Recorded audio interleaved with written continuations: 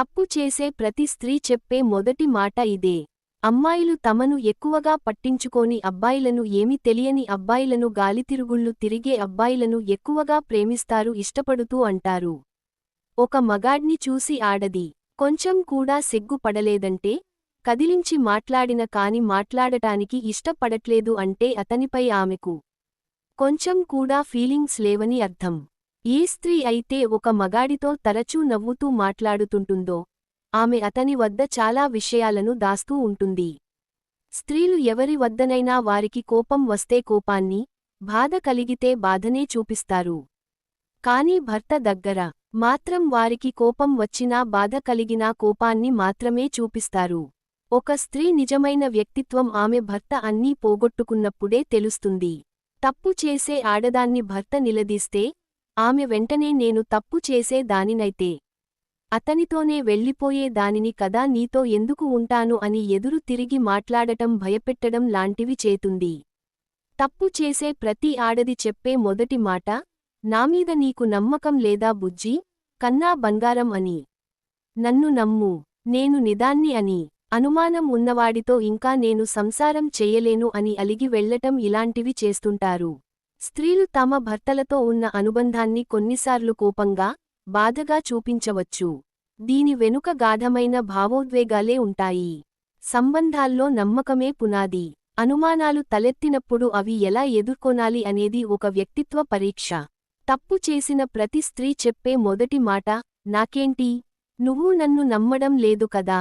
కొన్నిసార్లు అమ్మాయి ప్రేమకు బదులు ఆత్మరక్షణలో ఉంటుంది. మాటల్లో ప్రేమ ఉంటుంది, కాని మౌనంలో నిజం దాగి ఉంటుంది. ఆమె నవ్వుతూ మాట్లాడుతున్నా, మనసులో దాగిన బాధ ఎవరూ చూడలేరు. ఆమె కోపంగా తిరగబడినా, అసలైన కారణం మనమే అయినా గుర్తించము. ఎందుకో తెలుసా? ఆడవారి ప్రేమ శబ్దంలో కాదు, సమాధానంలో కాదు. భర్త నమ్మినప్పుడు ఆమె లోకం అంతా అదే అయిపోతుంది. కాని అనుమానం వచ్చిందంటే, ఆ ప్రేమ వెనక అడుగులు వేయడం మొదలవుతుంది. ఆమె తప్పు చేసింది, అయినా నీతోనే ఉండాలనుకుంది అంటే అది ప్రేమే కాదు, మనస్సాక్షిగా చేసిన ప్రయత్నం. అబ్బాయిలు, నమ్మకం లేని సంబంధం, నిజం ఏదైనా అయినా నమ్మకమే లేకుంటే అది బంధం కాదు, బాధనే. ఇది ప్రతి ఒక్కరి కథ కాదు, కానీ కొంతమంది జీవితాల్లో జరిగే నిజం. విచారించకండి, అవగాహన పెంచుకోండి. స్త్రీలు అందరూ ఇలాగే ఉంటారు అనే భావన చాలా తప్పు. అర్థం చేసుకునే విధానంలో ఉంటుంది తప్పు. ఎవరిదైనా గౌరవంగా మాట్లాడాలి. స్త్రీలు, పురుషులు ఇద్దరికీ తప్పులు చేసే అవకాశం ఉంది. అయితే వాటిని ఎలా చర్చించాలి అనేది సంబంధాన్ని బలోపేతం చేసే మార్గం చూడాలి. కుటుంబ పెద్దలు, బంధుమిత్రులు మరియు న్యాయస్థానాలు ఉంటాయి.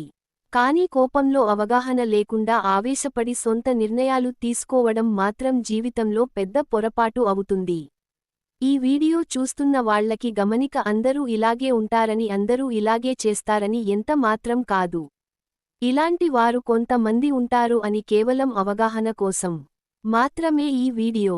ఫ్రెండ్స్, ఈ వీడియో గనుక మీకు నచ్చినట్లయితే ప్లీజ్ లైక్ చేసి మీ ఫ్రెండ్స్కి షేర్ చెయ్యండి.